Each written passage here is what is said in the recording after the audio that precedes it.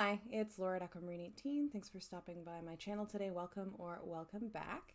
This is my recap for June 2022, where, as usual, I will be sharing my kind of general life updates a little bit, followed by decks I've received and worked with in the month of June, books I've finished in June, and then picking some reading plans and a new animal of the month, recapping June's animal of the month. I'm returning to my usual format after my last recap for May was a bit all over the place, with a major storm hitting where I lived and causing a lot of damage and a long-term power outage, as well as shifting into a new job, and so that really just dominating my month. Back to the usual rough, I was saying agenda is the wrong word, set of timestamps that I usually use for these recap videos. Back to normal this month, albeit late. So starting with just kind of general life stuff first, briefly, I mentioned starting a new job last month, and it's going really well. I'm really happy. It is hard but important work, and I'm happy to be doing it. So that is going very well. I know when I gave my last update, it was brand new, like I was a week into the work, and I'm still really happy that I made the decision that I did to shift into this new area, and I'm really happy with how things are going. The reason that I'm late sharing my updates for the month is because I went on a trip. We go every year, my partner and I, on a little anniversary vacation for a long weekend. Typically, it's the first weekend in August that we would go, but another family commitment has kind of taken that weekend, so we went for the weekend starting July. And we ended up going over an hour, almost 2 hours, I guess, north of where we live. So we got to go canoeing and hiking, and we had a Airbnb to stay in that had a fantastic lake view and had a really good relaxing couple of days.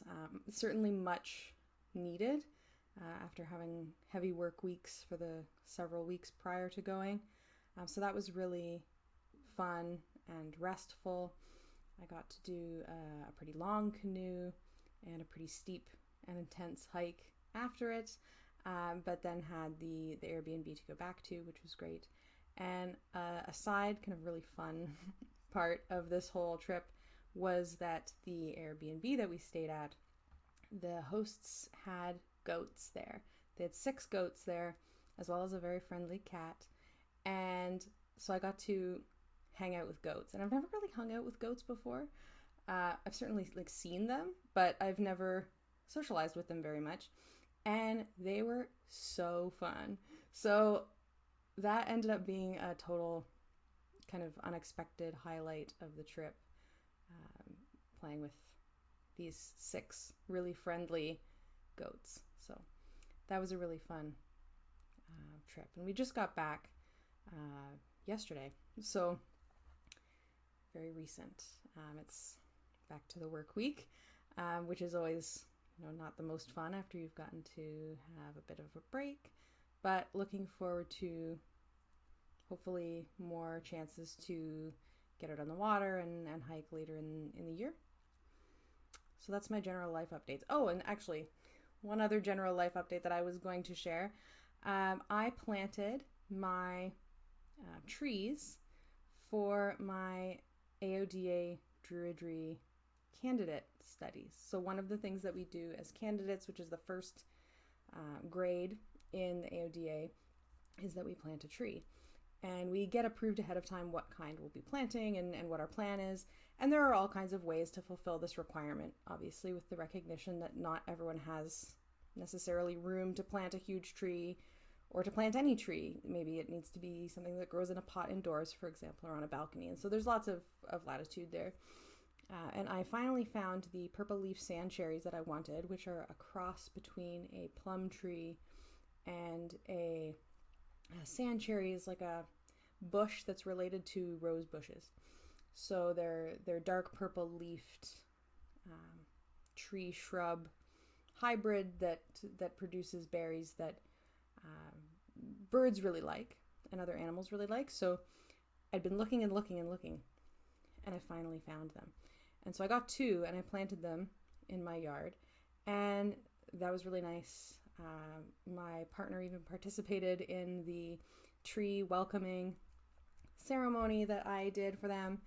And so this puts me very close to finishing my candidate studies for the AODA. So I will hopefully be shifting into the apprentice grade very soon, which is very exciting.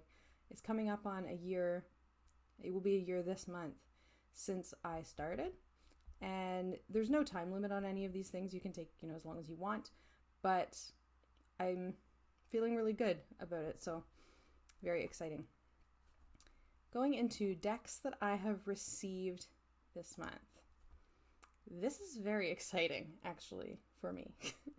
I had a really good decks new to my collection month that I'm really excited to show you. I have 3 of them. 2 of them are not even open yet. I purchased them on my trip this past weekend. So I'm going to show you all 3, but again, 2 of them you'll just be seeing the box. But anyway, they're all science fictional related in one way or another.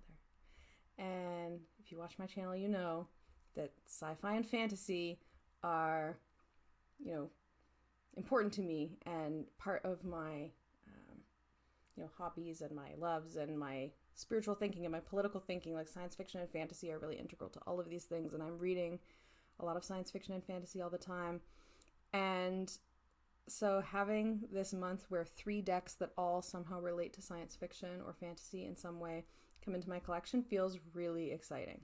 So you will have seen on my channel already the one that I've shared, which is the Stars of Umber Tarot by F.F. Sangana. And this is a beautiful tarot deck that is a melanated tarot deck and that has a science fiction and fantasy theme that's still in order from when I filmed my video. And I backed this on Kickstarter. I was really excited when I saw it. And I'm still really excited. So I still think this Empress and Emperor might be favorites. Like favorite Empress and Emperor I have so far. Really, really excited. And just really looking forward to get to know this deck more. Love the colors. And I'm not sure what the creator's plan is in terms of making this available in future, now that the Kickstarter is over, but I certainly hope that will be a plan because I think that this deck is great. So this is the first deck that I've ever had that brings together my love of science fiction and my love of tarot. And there are different planetary scenes in this deck. There's lots of ringed planets, lots of stars, and space scenes, and some cyborg kind of energy in this deck that I'm really into. And it's Pippish, which I'm also really into. So that's the first one, the Stars of Umber Tarot. Really cool. I think I said really cool about basically every card when I did this unboxing. It's a really cool deck, and I'm really excited. Now, I have 2 more decks that are kind of science fiction inflected, I'll say, that, again, I haven't even unboxed yet. And I found both of these on my travels this past weekend. I went to a shop that is one that I've passed before, kind of unknowingly. There's a sign for it on the highway that I drive up on our way to this region where we go hiking and that quite a bit for weekends away. I didn't realize how close the shop was to the highway though, so we never pulled over and gone to it. And this time we did. And it was a really cool shop. It's called Mystical Paths. And it was, I think, first mentioned to me by Krista at Auntie Kay's Tarot as a place that I would want to check out. It's a very cool little shop. It's in the proprietor's home, or it's attached to the proprietor's home. They have goats too. So there was a lot of goat hangouts this weekend. And they have lots of tarot decks there, oracle decks, incense, some different tools, I guess, like crystal ball or athame and all different kinds of things. Books, a huge book selection. And I found 2 decks there that I am so excited about. They're both out of print. And only one of them was actually on the out of print shelf. They have a little out of print shelf there. But I got both of these. The first one, the one that was not on the out of print shelf, that's kind of out of print, we'll say is kind of out of print. And this is a Julie of Peekaboo Rose Made Me Do It deck that I'm really excited to have picked up. And that is Tarot of the Cat People. So I never really looked at this deck when I heard the title, because I heard Tarot of the Cat People and I pictured cat heads on human bodies, which, you know, I am not into any kind of animal heads on human bodies. And when I heard cat people, that's what I thought. I don't know why I didn't think like I'm a cat person, people who love cats are cat people, but that's just not where my mind went. So I never really gave the deck a second look. But Julie really likes this deck, and Julie did a wonderful review of this deck, which you should check out if you haven't already seen it, talking about this whole kind of universe that exists in this deck with different kingdoms within this science fictional society where the cat people are, and the cat people are not people with cat heads. They're people who live alongside cats though, and live in this kind of area called the Outer Regions. And the back of the box says science fiction and fantasy combine in the art of Karen Kuykendall, creating a tarot deck situated in a distant place known as the Outer Regions, where people have a special rapport with nature. So that is what is meant by cat people. And since I watched Julie's review, I've kind of had this deck on my wish list, and I've been keeping my eye out for it. I never, threw it in my shopping basket online or anything like that, but I was kind of keeping my eye out for it. And I found this copy. And this copy, and it's a US Games deck, is dated 1992 and printed in Belgium. Now, this deck is not out of print as far as I know. Please tell me if I'm wrong about all of this, because I didn't really 100% know this when I was picking this up. It was a really good price, or a reasonable price for a box set, like fairly standard price.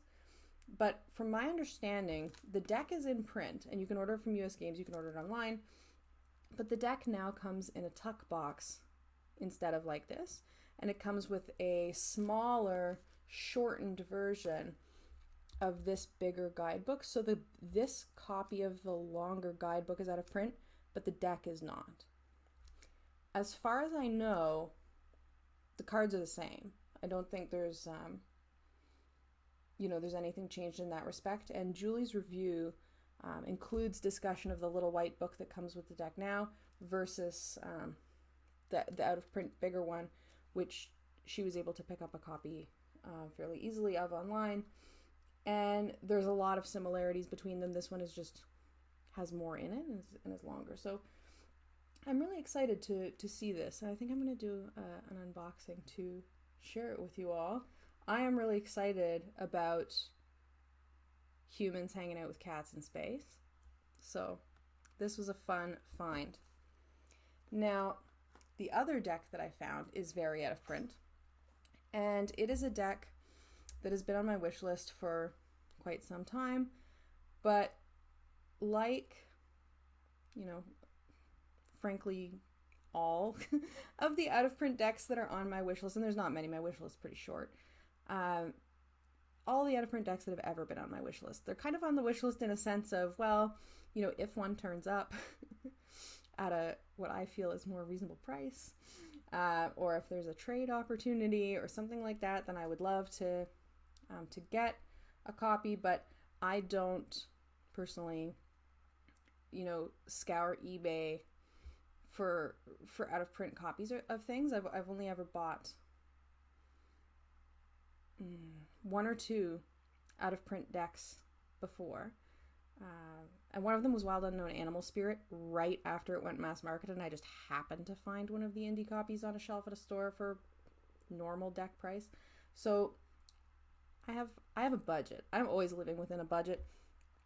And so any of the out of print decks that I'm interested in is kind of like, I'm fine if I never have a copy because I'm not going to spend what is listed on eBay ever. But I go into this shop, browse around for a while, pick up the Terror of the Cat People. I'm very excited about Terror of the Cat People. And then at the shop, what is this called? Like the checkout counter. Underneath the counter, they've got the out of print deck section. And there's quite a few different out of print decks in there, different versions of decks that are vintage and things like this. And what do I see but a shrink wrapped copy, brand new, of Tarot of the Silicon Dawn by Egypt Nornash. This deck is one of very few definitely queer decks that are out of print that have been on my wish list that I kind of figured I would never necessarily get a copy of, because they do go, you know, for hundreds of dollars US when they go up on eBay, and that's not very often, which is out of the budget. But there it was. And it was not priced in a way that put it totally out of reach. So I treated myself. I treated myself, and having just started having a new job and stuff, I felt okay doing that. So I'm really excited about this. I am going to unbox this one for you as well and share my thoughts on it. I can't believe it was there and was not, $400. So I'm really excited. This was a low scare Bayo deck, but it's been out of print for years. This is copyright. This one is 2011. So I'm really excited. And the cover says 78 traditional arcana and 21 unconventional arcana to challenge your world. So this one not only is a queer created deck and a queer representing deck, but is also one that messes with the tarot structure, and I really like that. So I am very excited. I had a very good tarot collection month. I am so pleased. And so all of these, have a kind of science fiction or fantasy kind of connection. So I'm so excited. Never had any kind of deck like that in my collection, and now I have these 3 great ones that I'm really, really excited about. So that's the decks that I've received this month. The decks that I've worked with the most this month, of course, June is Pride Month, and so I've been in particular working with a couple of Twist LGBTQ+ created decks in my collection. Not that that is reserved for June. It isn't. Nor should it be for you. But that's been, a focus. So I've been working with Transient Light Tarot. Transient Light Tarot by Ari Weisner. And this one is a deck that doesn't have any people in it. This is a really thick deck. I really like this. And it's a completely gender neutral take. So the courts have names like Keeper, for example. There's a lot of nature imagery and a lot of symbolism. Limited color palette, which, some people love and some people don't. I love, I love a black and white deck. I love this too. So this is one that I've been working with, and Ari Weisner has another deck that just came out that I want to say is called the Trinity Tarot. Correct me if I'm wrong. That is also a completely gender neutral deck, similar in kind of feel to this, but color, or many more colors, and square. I backed it on Kickstarter. The Kickstarter didn't make its goal, but the deck has been made available anyway. I think I'm gonna pick it up in all likelihood because I really like the Transient Light Tarot a lot. The other one I've been working with a lot this month is the Fifth Spirit Tarot by Charlie Claire Burgess, and I really love this deck too. It's really slippery. It's linen. This deck has some of my favorite minors ever, like the overall style of the minors in this deck. I'm a huge fan of. I love the diverse representation in the cards that depict people. Really, really like this deck. And I had mentioned that I was going to read the guidebook because there's sold separately a longer guidebook that goes with this deck, in addition to the little white book that it comes with. But I'm delaying because my friend Sarah from Waterchild Tarot and I are going to buddy read it together. So didn't get to it during Pride Month, but it is a plan, because I bought the larger guidebook and I read the introduction, and that's as far as I got. I didn't find that I needed to read a book to work with the deck, but I do really want to read the book, and I'll provide a book review when we are done reading and discussing the deck and the book, which I'm really excited about. So that's my tarot for the month. It was a good month. It was a good month, and it feels good to say that it was a good month because I feel like May was just, getting a new job was fabulous, and I'm really happy about that, but May was just such a weird, tumultuous month. June has been pretty good, and that's always great to share in an update video.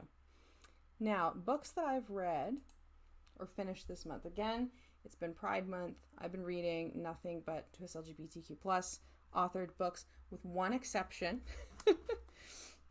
And the one exception I'll mention first, I finished this book, Nature's Year in the Kawarthas, A Guide to the Unfolding Seasons by Drew Monkman. And the Kawarthas region is a region of Ontario where I live. It's a region with a lot of lakes, and that is kind of on the Canadian Shield where it meets the next ecozone. So it's a varied environment. And this is one of the books that I was reading for my Druidry candidate year. And it is by far my favorite one. The way that it's organized is it has one chapter per month. And then for each month it goes through things like which birds are arriving and departing, different kind of reproductive cycle moments of note for different animals, which constellations are visible at the given month, what the weather is doing, average temperatures, things like that, and what the, which flowers are blooming or releasing seeds, and all of these kinds of things. So what I've done through my candidate year is read one chapter per month on the first day of the month, and then observe as I'm out and about in my environment the things that are happening as I'm learning about them. So I don't know that this book will be much, if any, interest to anybody who does not live in or near this region, but really, really great. If there's a book about the region that you live in that is like this or structured like this, check it out. If you have a local naturalists group, they may be able to point you in a good direction. So that was really great. I have half of one book left, and then I'm done my Druidry candidacy readings. Can you believe it that the reading is the thing that I'm not done? So it goes. I read a couple of sequels this month as well. I read Escaping Exodus Symbiosis by Nikki Drayden, And this is the sequel to Escaping Exodus, and they're a 2-book set as far as I know. I don't think there's going to be a third one. It's, I think, a duology. And I read Escaping Exodus, the first one, during Blackathon, the readathon for Black History Month. It was the team book picked for anybody who's reading on the team sci-fi fantasy, and I really, really enjoyed it. So this month I figured, why not pick up the sequel on ebook, and I did, and I loved it. It's a science fiction duology.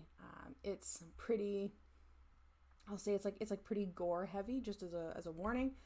It follows a society of people whose planet has been destroyed. This is before the series starts, and they're now living inside the bodies of these giant space-dwelling animals, basically. So it's a living ship that is the body of an animal, and the book series explores the humans' relationship with these creatures, and the different ways that relationship is exploitative, and the ways that they come to understand it as being exploitative in ways that they didn't necessarily acknowledge at first, and attempts to try to mitigate that, or to live in a more, as the name suggests, symbiosis, like in a more mutually beneficial fashion, or a less harmful fashion anyway.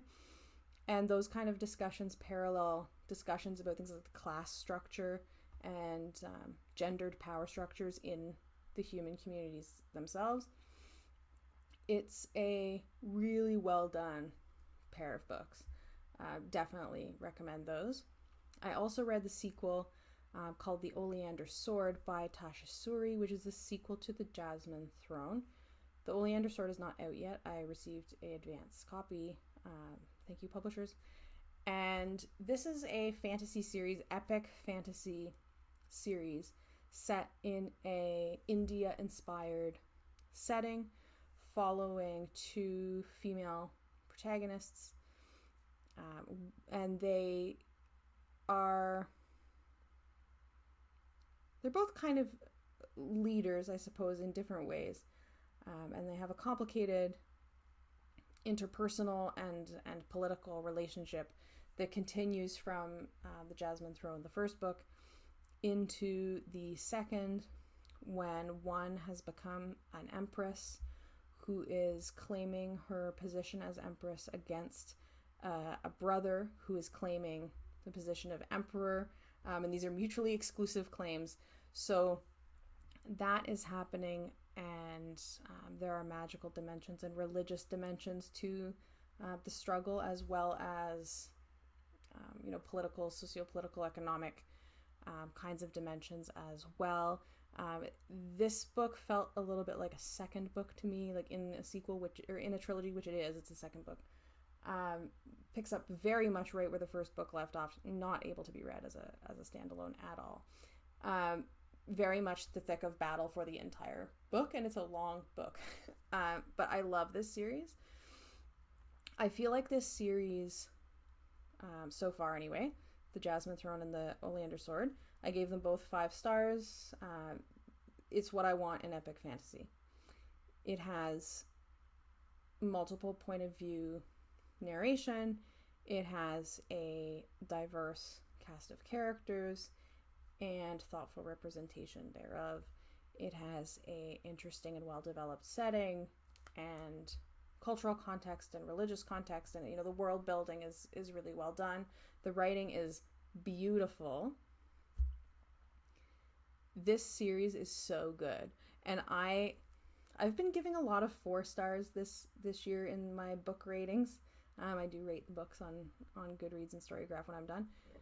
And 4 is good. Like, 4 means I really liked a book, but these are both 5, and that is rare for me. So, Tasha Suri's fantasy novels, check them out. They're fabulous. And also queer. This is everything I've read in this month. I read finally a book that's been on my list for ages, Under the Udala Trees by Chinelo Oparanta. And Under the Udala Trees was written in 2015. And the author is Nigerian. The book is set in Nigeria. And And around 2015, might have been 2014, in Nigeria, their government passed some laws criminalizing same-sex relationships, and the book was written in that context. But it starts in the 1960s during a period of conflict in Nigeria, and it's really a kind of coming-of-age story of a young girl who's a very young girl in the beginning of the book, in the 60s, and then it follows her life trajectory, focusing on a couple of different points, through her school years and onward. And she comes to realize that she is in fact attracted to women, and a series of friends as she's growing up. And this book is beautiful and challenging, and was very difficult to read at some points, particularly thinking about, being young and experiencing the ways in which people will use religion to try to tell you that you can't be the way that you are. We'll just say that. Those parts of the book were very difficult. It was very well written. I would love to read more from Chinua Okparanta, and I know she has another book as well, which I haven't read, an earlier book, I think. And it was excellent. It was excellent. Highly recommend. Tough read. Highly recommend. I read a pair of novellas called Silver in the Wood and Drowned Country by Emily Tesh. They're both very short. And these I'm going to call druid fiction. This is a kind of queer green man in the forest set of stories. They follow a relationship between this green man and a kind of newcomer to the forest who he meets. And it's a hard one to talk about without giving away a lot of the plot. But there are dryads and fairies and different kinds of magic in this book that are really well written, and the description of the this like lushness of these forests is just, for a druid to read, is really beautiful, and makes you want to go sit outside. At least it did for me. I was more interested in the settings than the plot, not gonna lie, but I so enjoyed the first one, Silver in the Wood, that I read the second one right afterwards. I read them each in a day, kind of thing, a couple of hours. They're short. So if you like novellas, I would suggest them. They're a bit funny too, actually. There's definitely a sense of humor to them. And so if the description sounds like something you're interested in, check them out. Finally, getting towards the end. The book section is always long, right? I read a book of poetry, which is not usual for me. I read Full Metal Indigiqueer by Joshua Whitehead. This has been kind of on my list for a while. I have read some other work, not poetry, by Joshua Whitehead. He's interesting, and his work is interesting, and his editing is interesting. And so I am not a reader of poetry, really, in the sense that I feel like I always struggle to talk about poetry. I feel like there's a vocabulary that is needed to articulate things about poetry that I have no way of articulating, because I took two English courses in school. One of them focused somewhat on poetry, like half on poetry. It's just not something that I feel equipped to talk about. I gave it 5 stars because I thought that it was incredible. It plays a lot with language and with kind of structure of the way the words appear on the page, and kind of binary code and kind of computer code and size of text and all kinds of things in ways that are really interesting and, to me, effective. And it has a kind of it has a kind of cyborg feeling strand running through it that I think is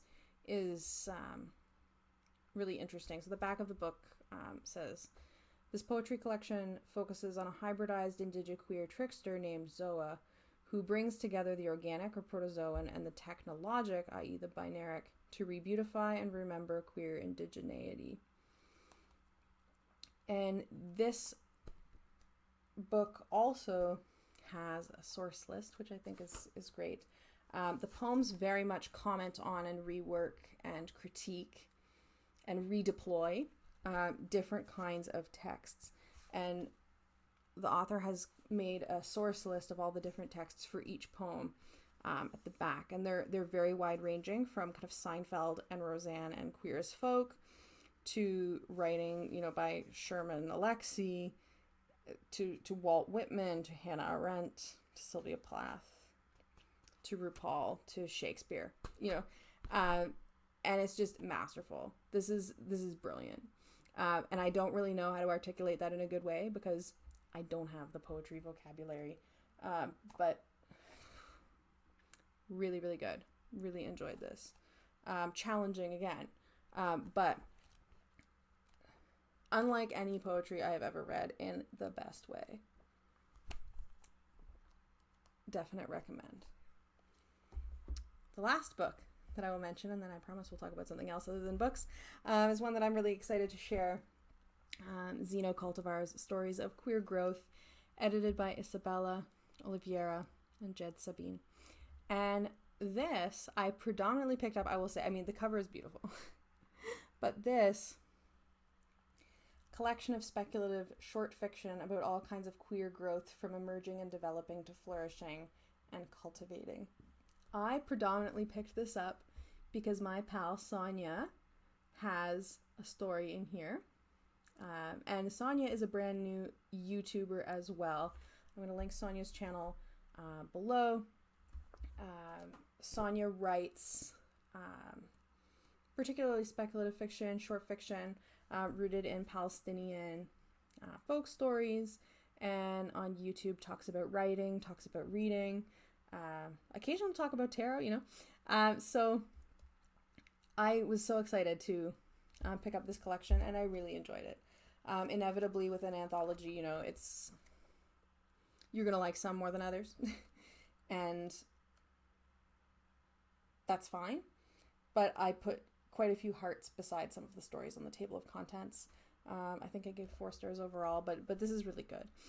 And a lot of the time I think reading queer stories, you can get a lot of tragic stories, and this is really uplifting and really positive and really celebratory in ways that I really appreciated during Pride Month and always. So if you like speculative fiction that is short and queer, I would suggest this one for sure. And again, I'll link my friend Sonia's channel below as well. That's the books.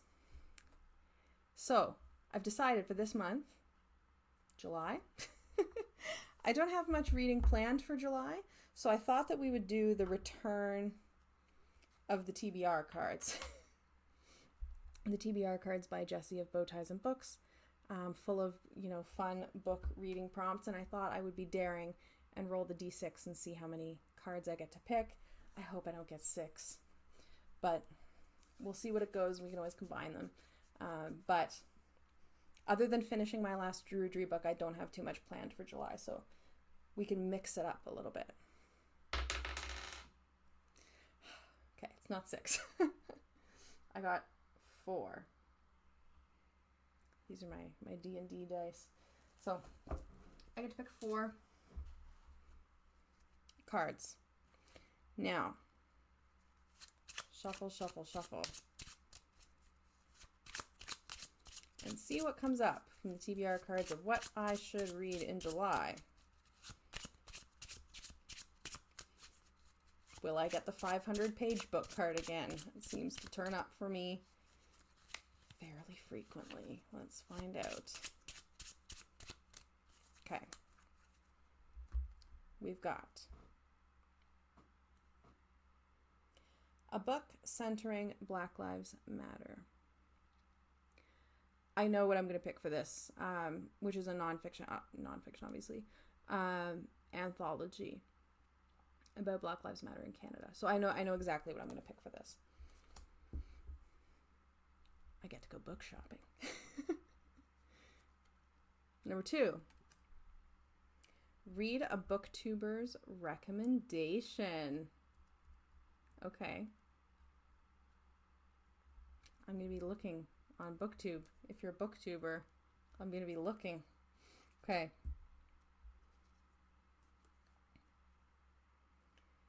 A book centering an undocumented person and or immigration. A lot of possibilities there.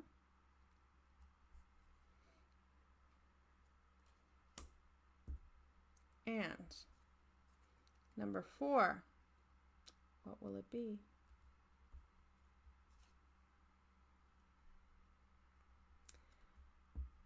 A book featuring your greatest fear. That could go a few different directions. There is one book that I've been planning to read that has a kind of pandemic, but I've clearly been putting it off. I don't think that's going to be it. I actually, you know what I think I'm going to do for this one? I mean, this could be a lot of things. A book about the patriarchy. No. I am severely claustrophobic. I don't know if I've ever shared that before. I'm severely claustrophobic. And that is the biggest kind of fear of that kind of phobic sort that I can think of that kind of really routinely affects me. So I think I'm going to pick a book with a aspect that speaks to being claustrophobic. And I have a book in mind for this that I can't remember what the title is, but it deals with a cave in some way. So I think that's probably what I'm going to pick, but we'll see. We'll see what that comes up. Okay. These are not going to be easily combined either. It looks like I'm going to be doing a lot of reading. A book centering Black Lives Matter. I know what I'm picking for that. A BookTube recommendation. See what comes up. A book centering an undocumented person or immigration. And a book featuring my greatest fear. That is my reading for July. It is going to be a varied month. Now, the animal of the month that I had for June was owl. And this is a tawny owl, actually. But I just went with owls in general in thinking about owl. And what I learned, I'm getting my notes. I keep my notes in my day planner here. The keywords for owl in this oracle deck, which is the Druid Animal Oracle, are detachment, wisdom, and change. And something that I learned is that in the kind of Celtic mythology and lore, the owl is described as being a particularly ancient animal, like an older animal that has been around longer than most others, and is one that is an animal that has a kind of relationship to objectivity, because owls kind of watch and wait and are silent and kind of take stock of the surroundings before they proceed with whatever they're going to be doing. So there's an aspect of secrecy as well, because you don't see them until they're flying a lot of the time. And the guidebook also talks about how the owl kind of went from, and this is talking about, again, in kind of Celtic contexts, being seen as sacred to being seen as a kind of bad omen, in the kind of shift, like a patriarchal Christian colonial reframing of the owl, because the owl being associated with women, with older women, that this really clear shift with influences of Christian patriarchy, the owl coming to be seen as a negative omen. But something that I wanted to share with you about owl that I learned, I'm actually going to share from my Druid reading. And this is a book that I'm reading right now about Ontario's wilderness, and it has a section on owl. This is a section on owls in general, but also the barred owl, in particular. There's a picture of the barred owl. And in terms of the owl being perceptive, being, this kind of creature that has an aspect of objectivity because they observe and they watch and they look from up high too. Right? They observe downwards a lot of the time. This nature book also talks about this idea of owls being associated with wisdom and being observant through like a number of different cultural contexts, this being the case. In different places, this association seems to be one that has been shared. And they figure that the image was probably fostered by the bird's huge, serious eyes with lids that close downwards like humans, which is different from most other birds. Their eyes don't do that, I learned. Owls have eyes that are set flat on their face like a human's, which give the binocular vision, with each eye's view overlapping to enhance depth perception and faraway details. They can also see small objects in the dark up to 6 times more accurately than humans can. And they can, of course, in many cases, turn their necks very much, up to 270 degrees. So they see long distances better than short distances, which that kind of adds to the sense of wisdom as seeing kind of a broader perspective or thinking in a longer term when we think about it in that sense. And it says, owls don't give a hoot, the book says it, not me, about farsightedness because highly specialized hearing allows them to pinpoint small prey exactly. So they're very observant of multiple senses, and this is just an interesting thing. The 2 ears of an owl on each side, which are just kind of slits between the feathers, which are very long, longer than the eyes, are in a slightly different position from each other. So they're really not symmetrical. And that enables an owl's brain to detect noises at 2 different angles at the same time, which allows for targeting prey more precisely, even beneath the snow. That's really interesting, I thought. So owls, observant and wise. That's owl. Now I will choose an animal for July, and then I will be off. Making a mess. This is the Druid Animal Oracle again. It's shrinking as I'm leaving out the cards that we've already done, or that I've already done.